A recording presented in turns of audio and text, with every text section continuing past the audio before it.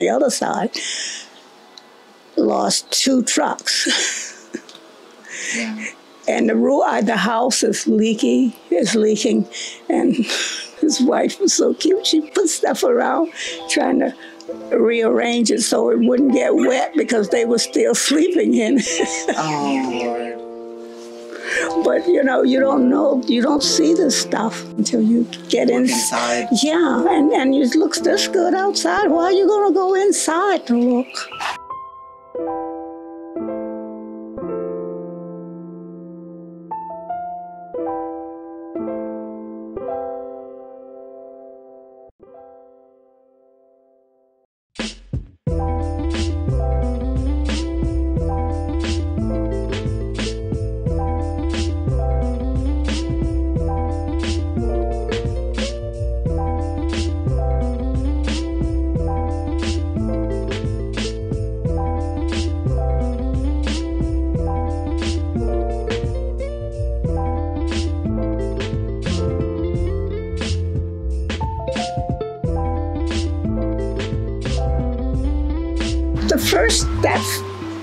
Those big globs of ice, I guess, was falling against my wall over there. And I'm in the bed in that room. And it just sounded like somebody throwing big rocks against the wall to me. I got up and got dressed and went to the foot of the bed and stayed. I got dressed because I said they might have to take me out of here. You know, you can't see anything. You're not seeing anything because you're scared to look for it. And finally it ceased a little, and I got up and peeked out the window to the house next door. What did you see? My broken window. There was a category for hailstorms. This will be a category 5 hailstorm. It's affected 98% of the town.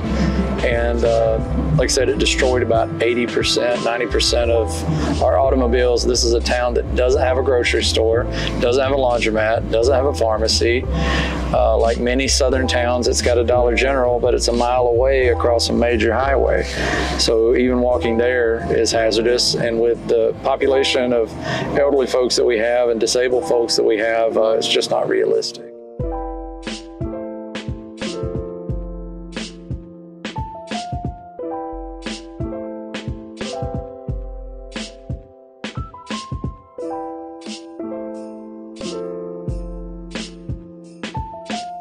I was just like, oh my Jesus, what is going on? Like, it was like a disaster. His windows broke out. It was raining everywhere. I mean, everything got wet.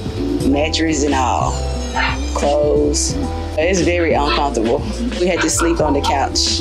And that's all of you, all 4 of you? Uh-huh. They've been donating us food and stuff, and then Red Cross gave us a donation. I've been trying to get them to come out to redo my roof and stuff, but Warren working on it, but I had called some other people, but I really didn't have the money to right then to let them do it, so they said they couldn't do it at the time because I didn't have the money. I was sitting in my old chair as usual watching Gunsmoke or Laramie, and before the big ball fell down, the biggest hailstorm, the ball hit that roof up there, and it started leaking in the bedroom in there. And I didn't pay it no mind. And I had my travel bag, my American Airlines travel bag laid out because I was going to my nephew's wedding in Huntsville, Alabama. And I said, oh, I can't make it now. And I heard this different sound, water dripping on leather. It makes a sound. And I went there and looked, I said, oh my God. And I have a concrete tub because I'm an old fix-it man, you know, handyman in anything, just about. And I got my concrete tub out and I put it up on the bed, and the bed was wet. I said, oh, shit. So I said, come sit down. I said, well, I got to call Stan. And I called my friend in Dadeville. I said, Jennifer, get down here immediately. I want you to send something to Stan. She went in and took a picture of it. The water was dripping, dripping, dripping. It was getting worse and worse. Then the rain stopped. And a day later, you just got to see when sheetrock get soaking, it just get heavy. And it got heavier. And all of a sudden, I was sitting in the chair watching Laramie Gunsmoke, and a noise went. I said, what the hell is that? And I went down the hallway there, and I wasn't prepared to see what I seen. and the whole ceiling fell down just about. Were you at home during the hailstorm? Yes, I was at home, and it was real tragic, you know. It happened early that Sunday morning. I say about 2, 3 o'clock that morning, and it came out of nowhere, you know, and I mean, I never seen nothing like it. It destroyed everything, like cars, my home. Everybody was affected by it in the town that lived in the area, and it's real hard because it's already a little poor town, you know, and it's so limited with jobs, and you know, it's hard for the people, and I mean, it was just tragic. I was actually I worked full time for the area ambulance service, so I was actually on the ambulance in the next city over, dropping a patient off at the hospital. When we cleared the hospital, we were getting ready to head back to the station. That's when they advised us that the hailstorm was coming through, and we needed to stay where we were at because it wasn't safe to drive through Dadeville and into Camp Hill. They told us to stand by, that there was a big hailstorm dropping grapefruit-sized hail in Dadeville, and that they would advise us when the area was safe. I've actually never seen it in the 35 years that I've been alive. So I want to say the storm hit at around 3:30 in the morning, and by 3:50 they gave us the all clear. It was a short period of time, but it was a long period of time. You know, a hailstorm lasting 20 minutes before you get the all clear to be able to drive. It's a long time for frozen balls of water to be falling out of the sky. You could tell it rained, or it looked like it had rained, but it wasn't until I received the phone call about 4 o'clock that morning to come to Camp Hill to the fire station, that the fire station had been destroyed or ruined in the storm.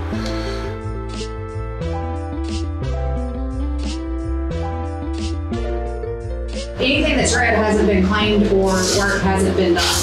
If it's yellow, it means that there's still work that has to be done. If it's purple, it's a follow-up, and if it's green, it's been done, it's good to go. The way that we have it set up now, because we don't have a telephone number, you have to come in and say that you need to get registered, and I'll put in your name, your phone number, your address, and it'll pop up. And then we get down here to the good stuff, which is what people need.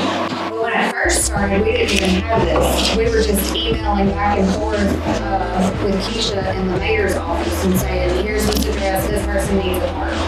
And then when we got this system, they just said that they would come in and say what they needed and how I would put it in the system, and I would print out their work order, and I would give it to the volunteer to get the job done. So the way the program is designed that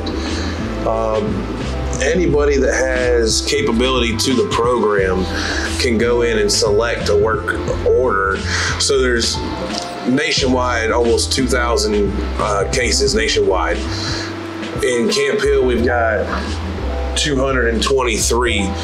But with nobody coming in to help and nobody's coming in to volunteer, we had to kind of change the way we used the system. So we went with our own, I guess, platform within inside their platform to meet the needs of the people in Camp Hill.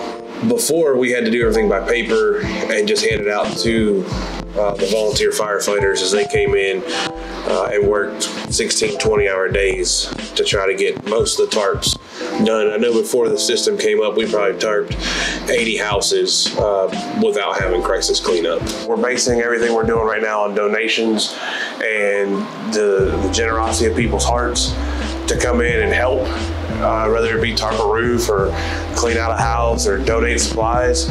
A declaration changes the ballgame. We go from minor leagues to major leagues at that point, and we can get a lot more done.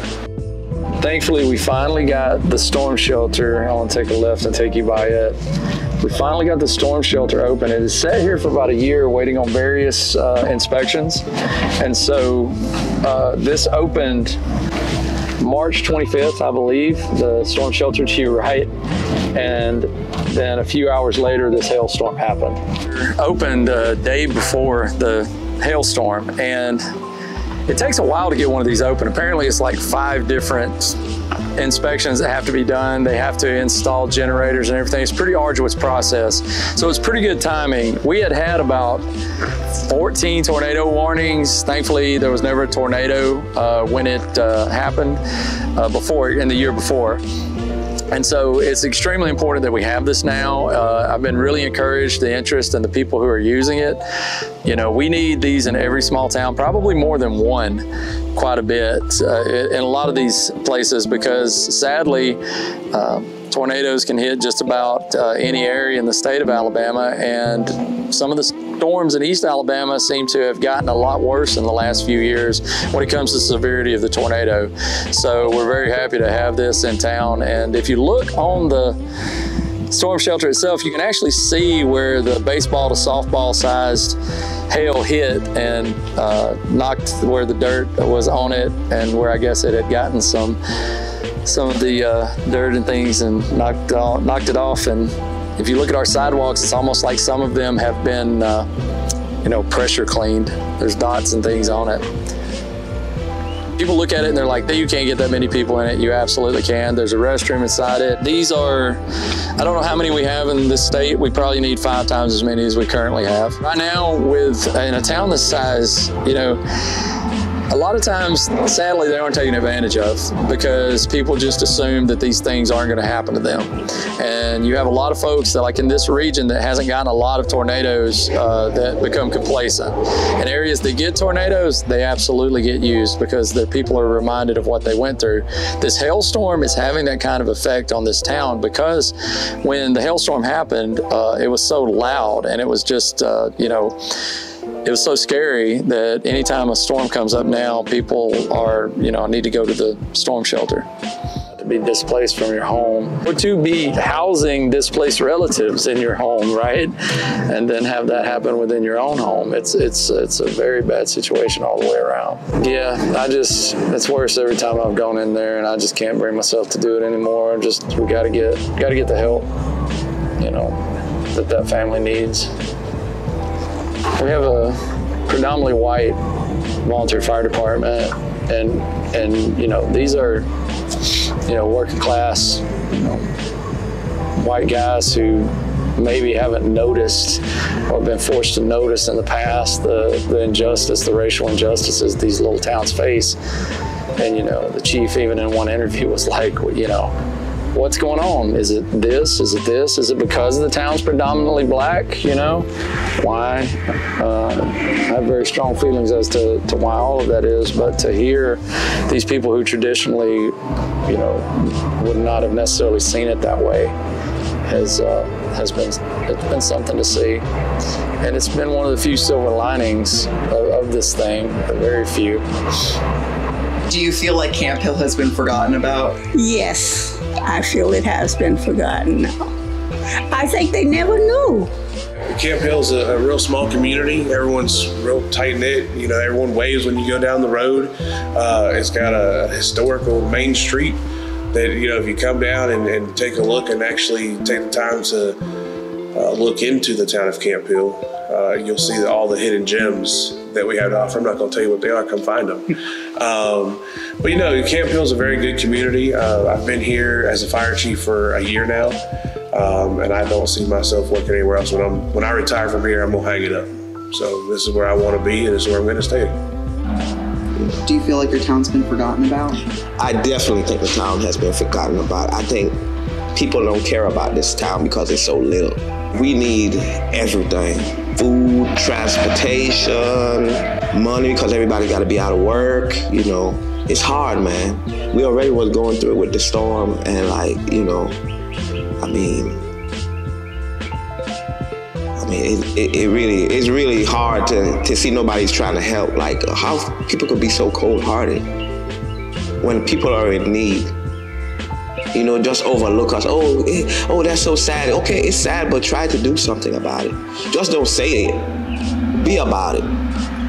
Put out a hand. Lay a helping hand. You know, we're human like everybody else. You know, everybody needs help. I don't care who you are. At a time, you're gonna need help in life, even if you're on top at the time. at one time you're gonna get to the bottom, and you're gonna need help.